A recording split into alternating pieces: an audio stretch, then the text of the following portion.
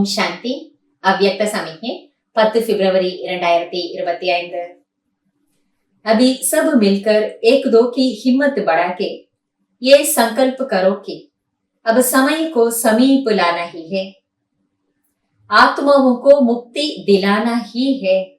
பாபா சொல்லார், இப்பொழுது எல்லாரும் ஒன்று சேர்ந்து இந்த ஒரு தைரியம் நிறைந்த சங்கல்பத்தை உருவாக்கி கொள்ளுங்கள். என்னவென்றால், இப்பொழுது நேரத்தை நெருக்கத்திலே கொண்டு வர வேண்டும் மற்றும் ஆத்மாக்களுக்கு முக்தியை நாம் தர வேண்டும். இந்த ஒரு சங்கல்பத்தை உருவாக்கிக்கோங்கன்றார் பாபா.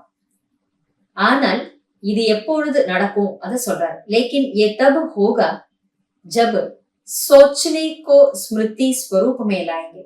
இதையெல்லாம் நாம யோசிக்கிறோமோ, திட்டம் போடுகிறோமோ, அதை நினைவு சுரூபத்தில் கொண்டு வரும் பொழுதுதான், யோசிக்கிறத நினைவு சுரூபமாக ஆக்கும் பொழுதுதான் இந்த விஷயம் ஈடேறும்.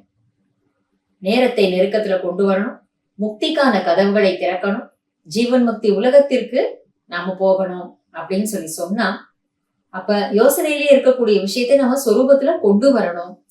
ஜஹா ஏக்தா और दृढ़ता है वहां असंभव भी संभव हो जाता है. எங்கே ஒற்றுமையும் திடத்தன்மையும் இருக்குமோ அங்கே நடக்க முடியாதது கூட நடந்தேறிவிடும். எதை நாம இம்பாசிபிள், நடக்க முடியாதுன்னு உலகம் நினைக்கிறதோ, உலகம் சொல்லுகிறதோ, அதை கூட நம்ம என்ன பண்ண முடியும்ன்றார் பாபா. நடத்தி காட்ட முடியும். ஆனா அதுக்கு 2 விஷயங்கள் தேவைப்படுது. ஒன்று ஒற்றுமை, இரண்டாவது மனோதிடம்.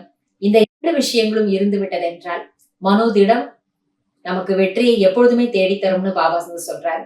அதனால அதோட கூட எல்லாரோட ஒற்றுமையாக சேர்ந்து செயல்படும் பொழுது கண்டிப்பாக வெற்றி நிச்சயம் சம்பவிக்கும்.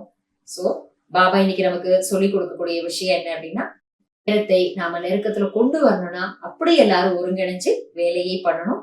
சங்கல்பத்துல இருக்கக்கூடிய அந்த திட்டங்களை நாம நடைமுறை கொண்டு வரணும். நினைவு சொரூபமாகவும் நாம ஆகணும் அப்படிங்கிறத சொல்றாங்க. நன்றி பாபா. ஓம் சாந்தி.